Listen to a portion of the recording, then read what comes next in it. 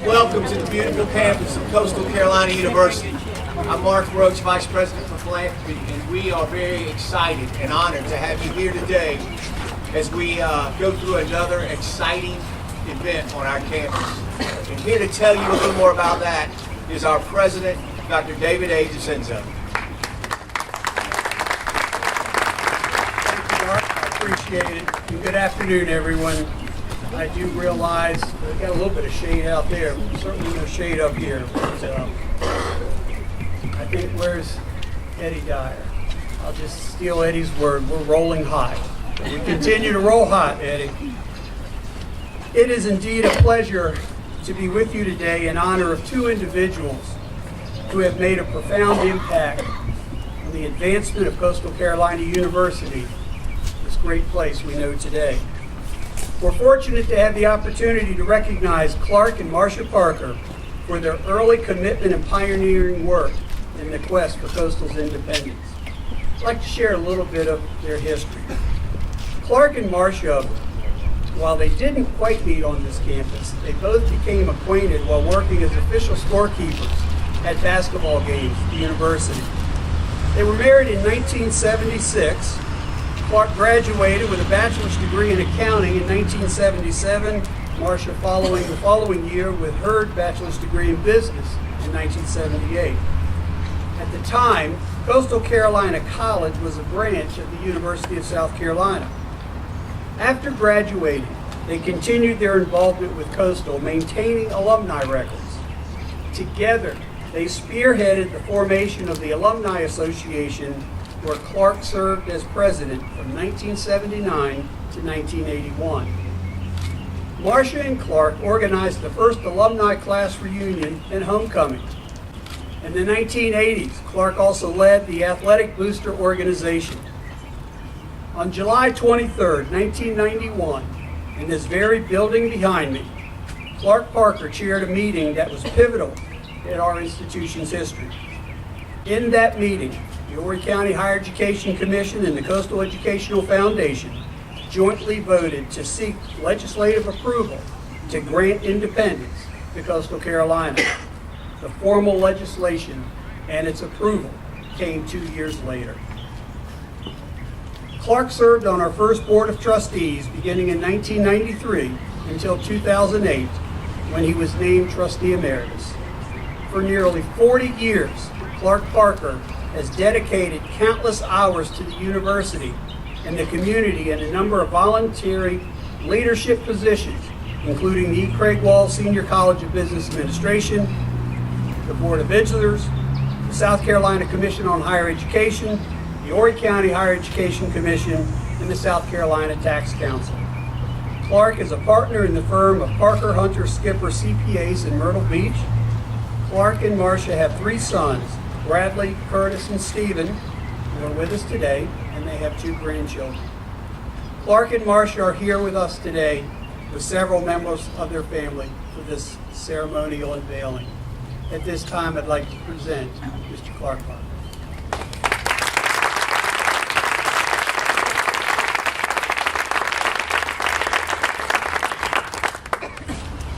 Well, good evening, good afternoon. I'm glad you're here on such a hot day. Took it out of your time to be with us to celebrate this event. We're very humbled at what has transpired, not only on this campus over the number of years, but we've got a lot of people in this audience that has meant a lot to me and Marcia over the years. And I'm not really going to talk about us as much as I'm going to talk about you. We'll talk about Dr. Eaglin. If you'll stand just for a second. Ron and Bonnie Eaglin. They committed a lot of time and donated a lot of services, but he made a major sacrifice because he knew when he made his decision to help us move toward independence, he would lose his job. So that one door closes and another door opens. And he went on Morehead State University and retired there about 4 or 5 years ago, or even longer maybe. Yeah. Okay. But anyway, without his dedication, we might not be here today celebrating what we know as Coastal Carolina University. As I look around this audience, I know that each one of you have done certain things behind the scenes as well as we've asked you to do a lot of things. Well, let me talk to you a little bit about the 1% sales tax that we're getting today. The advent of that 1%, there was a Senator Mike Rose down in Somerville. Mike, he was Dorchester County. State and South Carolina legislator. I think he's authored or co-authored more bills than any other senator in the history of the South Carolina Senate. So let me tell you a little story about Mike. When I decided to run for the Board of Trustees at Coastal Carolina, they told me it's going to be real simple. When I told Tom Heaton and asked him what should I do, he said, Clark, he said, I don't know if I can get you elected to the Board of Trustees. Once you run for my House seat, I can get you elected to the House. But I'm not sure if I get you elected to the Board of Trustees because it's statewide. And you've got 4 opponents running against you. One from Charleston, one from Dorchester, one from Horry, and one from Georgetown County. But when I introduced myself to Rose, I got there that morning, first time I went to Columbia. I'm an early riser, so I thought all the House and Senate members got there about 7 o'clock in the morning. When I got to the Senate building that morning, the security guard sort of gave me a little laugh and he said, you won't find but one guy in this building today, this early. And he's Senator Rose. He's on the 5th floor. So I made my way up there and knocked on the door and he welcomed me in. And I said, Senator, I need your help to run for the Board of Trustees at Coastal Carolina. He looked at his son, he said, wait a minute. He said, I'll help you if you'll help me. And I said, well, here it comes. He said, I'm going to run for the U.S. Congress and I'm going to need some help at Horry County. So that was on a Tuesday morning. And Friday afternoon, I get a phone call at 3 o'clock. My secretary says, Senator Rose is on the phone. I said, okay, let me talk to him. He said, the senator says, Clark, I need 3 things. This is 3 o'clock on Friday afternoon. He said, I need a place to stay in Myrtle Beach tonight. I need to also find another coordinator for my campaign for Congress. And also, I need to meet 5 individuals. And that was the chairman, the vice chairman, and the officers of the Horry County Republican Party. I told him, Mike, I said, you can spend a night with us. That's an easy one to solve. And I said, those guys I know, I don't know if we'll be able to see them, but by the time midday on Saturday, I think we'd either have breakfast with 2 or lunch with 1 and talk to the other 2 by phone. So talk about leadership, I'm going to talk about leadership and a lot of courage. And I've had the chance, when he did run for Congress, I get a call about 35 days to the primary. And he says, Clark, I've fired my entire staff. You've been able to raise more money in Horry County than we've been able to raise in Dorchester and Berkeley. Would you come and finish my campaign with me? I prayed about it, talked to Marsh, and I said, I'll do that. So I moved in with Mike for a month. And we campaigned all over this district. And he come up short 72 votes, I think it was, of being in that primary runoff. Mike and Vivian Rose, thank you for being here today as well.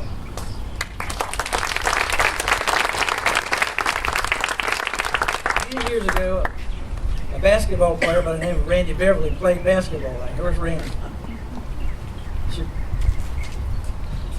And he's in the very back in the very shade. But his wife is Kathy Beverly, and she's right, I guess, right there as well, right? But I can tell you about Cater Floyd, who was her father, a trustee from the University of South Carolina, and Palmetto Chevrolet. Everybody heard of Palmetto Chevrolet? Everybody's heard of Palmetto Chevrolet. But as far as contributions to this university and to this community, thank you for your family, Rock, Randy, and Kathy. I couldn't have traveled and done a lot of things I did without having a lot of support from my staff and fellow partners. Now, my senior partner is a Carolina graduate. I didn't hold that against him too long. But my junior partner is a Coastal Carolina graduate and also a recipient of a Higher Education Commission scholarship. It's Samantha Skipper and Donald Hunter. I know you guys are out there, so thank y'all for allowing me to do this year. Allowed me to be all I was able to do and leave the firm anytime to do this. Now let me talk about Will Garland. Will, he's there, Audrey. Will, we brought out of retirement several years ago to help solve a problem. Now, we were called that we were part of the Atheneum Mafia. Robert Raven, Will Garland, and myself, but we weren't. We'll stand up for a second. He's contributed, not a teacher, but also a victim.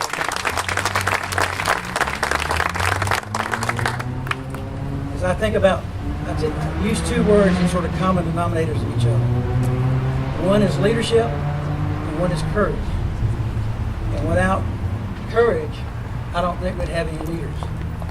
And one of our dynamic leaders over the last few years, of course, most recently, is Dr. DeCenza. And give him a hand for all of you. I picked on him one time. I said, the deciding factor about you being president was your wife. Terry DeCenza.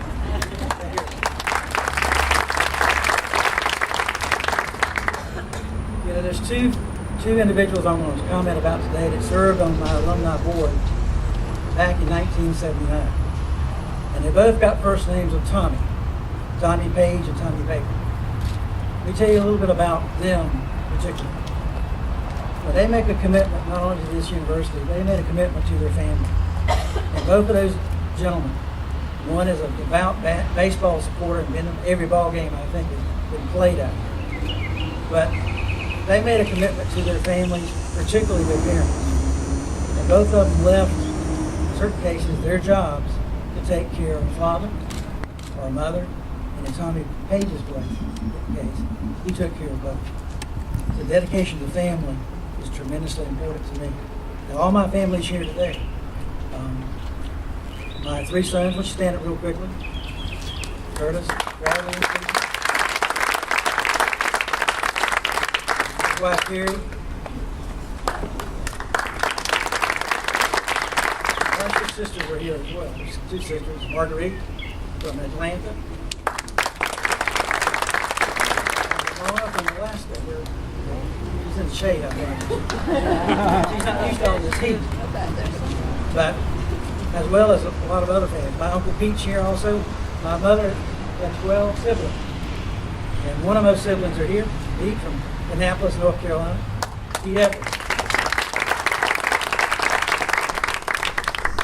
And also, I had a roommate back in college. Now, we shared a lot of stuff. Our little office was actually home of sports information, but also for health care purposes. We maintain all the, I won't say it exactly, but all the protective things that you students need to have when you're trying things you shouldn't be trying. So anyway, our offices were there. So we got visited a lot of times by people we didn't know exactly what they were. We knew that we appreciated them coming to us for those things. But Steve Taylor, where's Steve? Steve was the first coach in basketball. 20 games. And also he was sports information director for a period of time. We both had the privilege of working with one of the premier athletic directors, Walt Hambrick. Let me remember Walt Hambrick.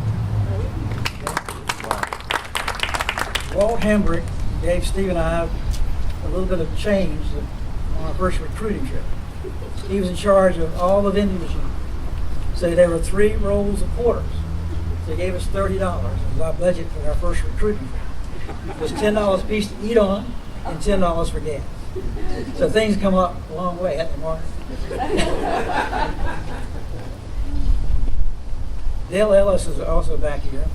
Dale is one of the starting forwards from North Myrtle Beach High School who played Coastal Carolina. Ellis. And a devout Christian. And I'm not sure if Howard White is here. I think there he is. Howard, step up here for a minute. We retired his jersey, number 23. Howard White. Now, Dan Selwyn and I went to recruit Howard. We were at a little school called Palmer College in Columbus. And we were watching this star athlete out there.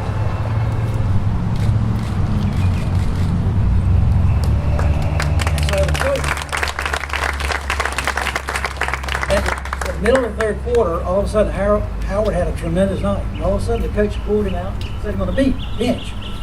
And so we were wondering what he had done. Because he scored about 35 points by that time. But what he had done was terribly put on the bench. So we talked to the coach after and said, what is happening? Why did you take him and set him down? He said, well, he got his average of 35 points. I figured I'd let him rest. But anyway, he came to Coastal. He averaged 43 points for us for the next 2 years. And he also, when we went into a division of NAIA, he scored 52 points against the College of Charleston. And our backcourt scored about 84 points tonight, and we still lost, Howard. but all that before me. But we retired number 23 many years ago, an outstanding athlete. But let me tell you something about an outstanding individual as well.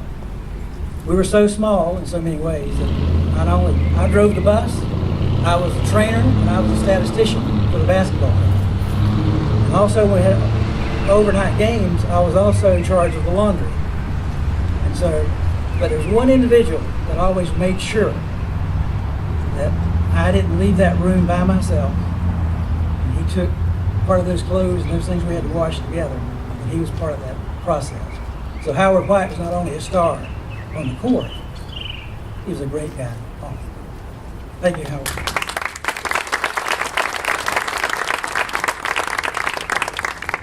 Liston Barfield was probably the first elected official as a Coastal Carolina student. Liston and his wife Norma Jr. here. Liston, probably the most dogmatic individual I've ever seen in the House. If you want to get somebody elected to any board or any commission, you talk to Liston and he'll make sure it gets done. When we were debating about independence, they hired these consultants that came in to talk to us. They gave each one of us 30 minutes to meet with this consultant. So me and Liston conspired. We were going to put our time together. We were going to have an hour with this guy together and tag team. And so we not only beat him up pretty good about why we should be independent, but that was our one vote at first. We got the other ones to commit later on, but that was our first vote for yes inside that committee. Thank you for listening for all that you've done. There are several members of different boards and organizations here, and I serve on it. There's several members from the Friendship Medical Clinic. Raise your hand, guys. There's a clinic in Horry County that gives away their services for free. And it's associated with County Hospital and it's associated with United Way of Horry County. And you talk about people that can't afford medical care and medical treatment. They can come there, they can see a doctor, they can see a pharmacist, they can see a specialist, a dentist or others. And it's totally free by the generosity of the citizens of Horry County and other things. So let's thank them for all that they do. There's a little lady out there named Annabeth Oliver. So her father was Mr. Oliver. And if y'all remember, whoever was running this little cafe in there was Mr. Oliver. I don't know how many years. It was forever, right, Annabeth? Long time. But a great family. Annabeth has been very supportive of the university in a lot of ways. And she said, I want you to do something to talk about my father. And I said, I will put you in the right people to talk to. Amen? Let's give Annabeth and her family. Gold sausage dog in here. I've got two pastors out there. Two have been part of my life for a long time. One is my current pastor, Bruce Crawford, and his wife was here, Linda. And also Dr. Brown and his wife, Joyce. And they have been my pastors for the last 30 years, so they haven't given up on me yet. Amen? But there's two. There are two ladies that are here that are particularly close to me in a lot of ways. And they were my first bosses on graduation. One of those was a company called Coast Magazine and Resort Enterprises. And Ms. Birgit Darby and her daughter Lisa are here. And also Terry Harris is also here. Those two. Ready to show you. One was a Clemson diehard fan. That was Darby. The other one was a diehard Carolina fan. So I was in the middle of a lot of issues with these two guys. But they knew I was a Coastal Carolina fan. And both of them supported Coastal Carolina in a number of ways during the process of independence.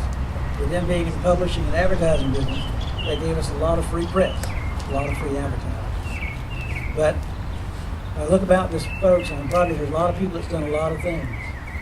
There's some Gideons out there that I've had the pleasure of traveling to and from various places. So when I left the university as a trustee, I went to be a regional field officer for the Gideons International. And I traveled to the best places in Europe, Kosovo and Albania. Anybody ever been to those two countries? When I came back and told my secretary that I was going to Kosovo, she almost cried. He said, you don't want to go over there, they'll kill you. But when you go in the Lord's direction, the Lord will protect you. Amen? As I think about other leaders in this institution, the Board of Trustees that served in so many capacities, Dr. Ronnie Engel, who was the transitioning president when we went independent. Dr. Edward Singleton, the name of the building across the way here. I tried to get his wife to be able to come, but she was not able to do so, Pat. But Dr. Singleton, and remember Dr. Singleton. Well, anyway, he basically got more permission, and he got more forgiveness than he got permission when he was president of the university, as chancellor. Let me share one brief thing about Dr. Singleton. We were playing in the first World Series in NAIA in St. Joe, Missouri. And we were at this hotel, and there was a lot of baseball teams staying there, but there was also about 300 women bowlers, professional bowlers. So I talked to these ladies. I said, Dr. Singleton will be coming down this hall in about 5:30 to go toward the game. I want y'all to grab him, drag him into your room, and kiss him all over the head. And we'll take pictures as he comes back out. Those ladies did exactly what I asked them to do, but Dr. Singleton came out of that room real cautiously. He stuck his head out the door, make sure there's nobody out there to see him. But we did get him on picture. But anyway, we were picking at him. But anyway, he was a great guy, and he basically loved this institution. And he loved being part of somebody's life. I know he was a coach, administrator, and a great guy. He wrote me probably the worst letter I've ever received from the university. The alumni were really upset because we'd received information from that we were going to get a dorm, a 40-year long or 40-year term for a new dorm. But Carolina didn't want us to have a dorm. So Holderman basically said, it's a commuter school. They won't get the dorm. We didn't get it. So the alumni board wrote a letter. Everybody endorsed it. We sent it to the commission and said, we'd like for you to withdraw from the university now in 1979 because the university is not working. That letter went to the full commission, and only one commissioner stood up for that motion. John Dawsey from Hainer made that motion and couldn't get a second. So that was 1979. Fast forward to 1991.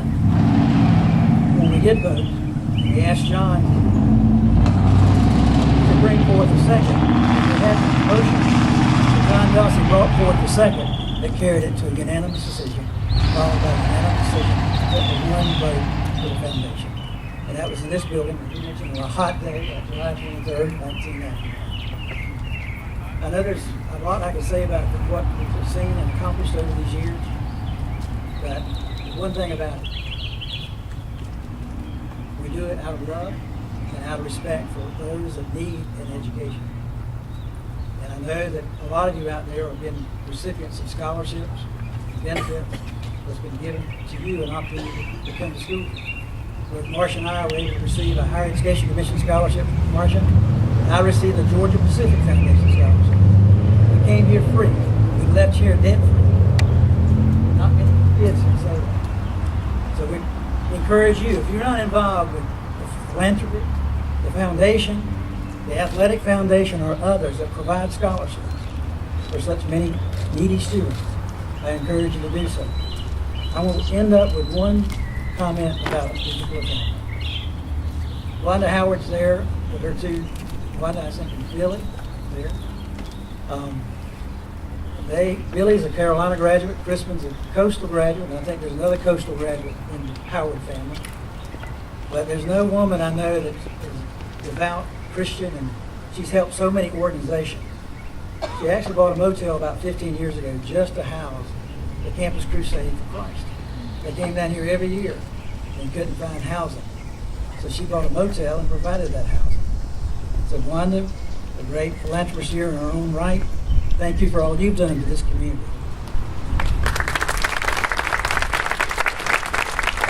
They're looking at me like I've already melted them down as far as time they want to, but there's a lot of folks I could comment about. I could talk about you all night long. If you want to come to the beach house night, I'll share all that with you.